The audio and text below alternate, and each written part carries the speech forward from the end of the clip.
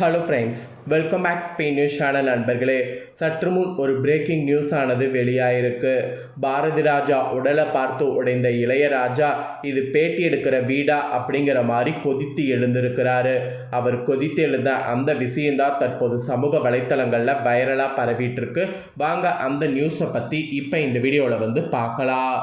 தனது ஆருயிர் நண்பனும் தமிழ் சினிமாவின் இமயமான பாரதி ராஜாவின் மறைவு செய்தி கேட்டு ஓடோடி வந்திருக்கிறாரு இசைஞானி இளையராஜா. செய்தியாளர்களிடம் உணர்ச்சி பெருக்கால் கோபத்தோடு நண்பனுக்காக கண்ணீர் மல்க பிரார்த்தனை செய்துள்ளார். இது பேட்டி எடுப்பதற்கான வீடா அப்படிங்கிற மாதிரி கேள்வியை எழுப்பியிருக்கிறார்.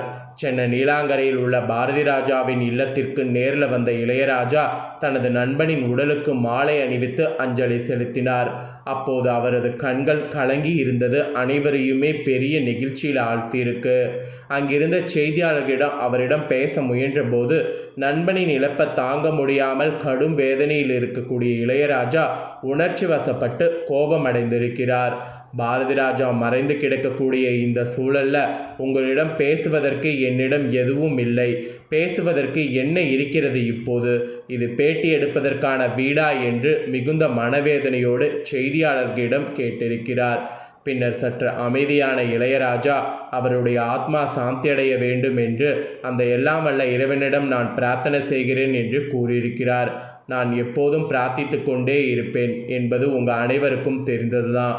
உங்களோடு எனக்கு எவ்வளவு ஆழமான உறவு இருக்கிறதோ அதே போன்ற உறவு தான் எனக்கும் பாரதி ராஜாவிடம் இருக்கிறது.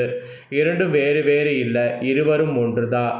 இந்த நாட்டையும் நாட்டு மக்களையும் சக கலைஞர்களையும் நேசிப்பது தான் என்னுடைய பிறப்பு. அவரின் ஆத்மா சாந்தியடைய இறைவனை வேண்டுகிறேன் என்று உணர்ச்சி பெருக்க பேசியிருக்கிறார். அதுதான் இப்போ சமூக வலைத்தளங்களில் வைரலாக பரவிட்டுருக்கு.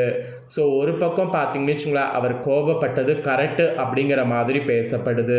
இன்னொரு பக்கம் அவர் கோபப்படுவது தப்பு அப்படிங்கிற மாதிரி பேசப்படுது.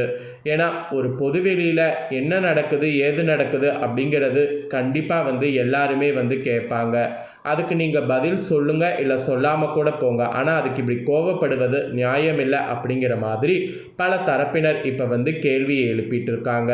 அதோடு சில பேர் அவருடைய நண்பர் இறந்த துக்கத்தில் இருக்கும்போது இந்த மாதிரி கேட்குறது கண்டிப்பாக தவறு தான். அவருக்கு கொஞ்சம் டைம் கொடுத்துருக்கணும், நீங்கள் டைம் கொடுக்காததுனால அவர் இந்த மாதிரி டென்ஷன் ஆகிட்டாரு அப்படிங்கிற மாதிரி அவருக்கு சப்போர்ட்டாகவும் சில கருத்துக்கள் வெளியாகிட்டுருக்கு. ஸோ இந்த மாதிரி தான் இப்போ விவாதமாக இந்த ஒரு நியூஸ் போயிட்டுருக்கு. ஆக்சுவலி தேனி மாவட்டத்தில் கிராமப்புறங்களில் நாடகங்கள் போட்டு கொண்டிருந்த காலத்திலிருந்து இருவரும் இணைப்பிரியா நண்பர்களாக இருந்தாங்க. பாவலர் பிரதர்ஸ் என்ற குழுவில் இளையராஜா இசையமைத்து பாடிக்கொண்டிருந்த போது அவரோடு நிழலாய் பயணித்தவர் பாரதி ராஜா. 16 வயதினிலே கிழக்கும் போகும் ரயில், புதிய வார்ப்புகள், அலைகள் ஓய்வதில்லை, மண் வாசனை, முதல் மரியாதை என பல காவிய படங்களுக்கு இளையராஜாவின் இசைதான் ஆன்மாவாகவே அமைந்தது. பாரதி ராஜாவுடைய கேமராவும் இளையராஜாவின் இசையும் இணைந்து தமிழ் சினிமாவின் போக்கையே மாற்றியது என்று சொன்னால் அது இப்போ வரைக்கும் ஒரு மொக்கையாகாத ஒரு உண்மை. ஸோ இவங்க ரெண்டு பேருடைய காம்பினேஷனில் வெளிவந்த படத்தில் உங்களுக்கு பர்சனலாக மனசு தொட்டு படம் எந்த படம் அப்படிங்கிறத கண்டிப்பாக கமெண்ட் பண்ணுங்கள். அதோடு இவர் பார்த்தீங்கன்னு வச்சுக்கோங்களேன், 6 முறை பார்த்தீங்கன்னு வச்சுக்கோங்களேன் தேசிய விருது வென்றிருக்கிறாரு. ஸோ என்னென்ன படங்களுக்கு இவருக்கு தேசிய விருது கிடைத்தது அப்படிங்கிறதையும் இப்போ சொல்கிறேன். என்னென்ன படங்களுக்கு தேசிய விருது கிடைச்சது அப்படிங்கிறதையும் தெரிஞ்சுக்கோங்க. தமிழ் சினிமாவில் இயக்குனர் இமயம் என்று அழைக்கப்பட்ட பாரதி ராஜா உடல்நலவு குறைவு காரணமாக தான் இன்று அவருடைய வீட்டில் காலமானார். சென்னையில் உள்ள அவரது இல்லத்தில் மருத்துவர்கள் கண்காணிப்பில் சிகிச்சை அளிக்கப்பட்டு வந்த நிலையில் அவரின் உயிர் இன்றி பிரிந்தது. அவருக்கு வயது 84. அவரின் மறைவு திரைப்பிரபலங்கள், அரசியல் தலைவர்கள் உள்ளிட்ட பல்வேறு தரப்பினரும் இரங்கல் தெரிவித்து வருகின்றனர். 1977ஆம் ஆண்டு வெளியான 16 வயதிலே படத்தின் மூலம் இயக்குனராக அறிமுகமானார். தனது முதல் படத்திலேயே ரஜினிகாந்த், கமல்ஹாசன், ஸ்ரீதேவி என முன்னணி நட்சத்திரங்களை இயக்கி கவனம் பெற்றார். ஸ்டூடியோக்களில் இருந்த சினிமாவை கிராமத்து மண் வாசனைக்கு மாற்றியவர் இவர் என்ற பெருமையும் சேரும். கிராமத்து வாழ்க்கையையும் மண்ணின் மனத்தையும் இயல்பாக திரையில் பதிவு செய்து தமிழ் சினிமாவின் ட்ரெண்ட் செட்டராக மாற்றினார் பாரதி ராஜா. நடிகைகள் ராதிகா சரத்குமார், ராதா, ரேவதி, ரேகா, ரஞ்சித், அப்புறம் நடிகர் கார்த்திக் உள்ளிட்ட பல திரைப்பிரபலங்களை அறிமுகம் செய்தவர் இவர்தான். மேலும் ஜனகராஜ், வடிவுக்கரசி, சந்திரசேகர், பாண்டியன், நெப்போலியன் ஆகியோரும் பாரதி ராஜா தான் அறிமுகம் செய்தார். பாரதி ராஜா தனது படங்களில் புதிய நடிகர்களுக்கு சிறிய வேடங்களை அளித்து வந்தார். பின்னர் அவர்கள் மக்களிடையே பிரபலமடைந்து தொடர்ந்து பல படங்களில் நடிக்கக்கூடிய அளவுக்கு திரைத்துறையில் பிஸியான நடிகர்களாக மாறினர். இன்று பிரபலமாக திகழக்கூடிய பல இயக்குநர்கள் அவரது படங்கள் அறிமுகமான நிலையில் சிறிய வேடங்களில் நடித்ததன் மூலமே நடிகர்களாக உருவெடுத்தனர் என்பது குறிப்பிடத்தக்கது.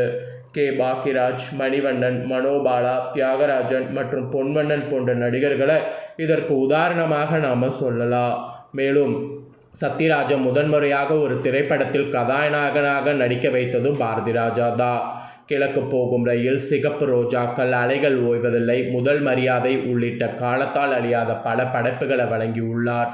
40க்கும் மேற்பட்ட படங்களை இயக்கி தமிழ் ரசிகர்கள் மனதில் நீங்கா இடம் பிடித்துள்ளார்.